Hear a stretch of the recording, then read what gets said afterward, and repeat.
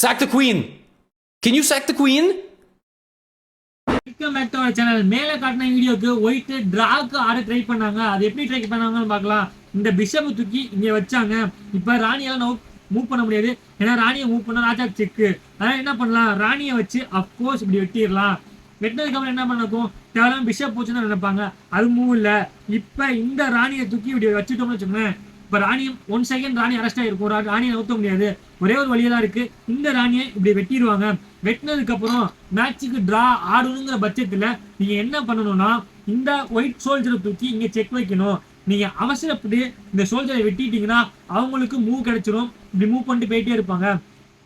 அவங்க draw கார்டுன mind செட்ல இருக்காங்க ஒயிட். அதனால இப்படி செக் வைப்பாங்க. செக்மேட் வச்சா ஒண்ணு இந்த ராஜா வச்சு இந்த இதை வெட்டிடான். வெட்டினோம்னா இங்க பாத்தீங்கன்னா ராணி இந்த சைடு இருக்கிறனால ராஜாவில் எங்கேயும் மூவ் பண்ண முடியாது. மேட்ச் டிரா ஆயிரும். இல்ல வெட்டினாலே இந்த பிரச்சனை சொல்லிட்டு ராஜா அப்படி நவுத்திட்டாலும் மேட்ச் டிரா. ஏன்னா இந்த சோல்ஜரால எங்கிட்டும் மூவ் பண்ண முடியாது, ராஜாவாலையும் மூவ் பண்ண முடியாது.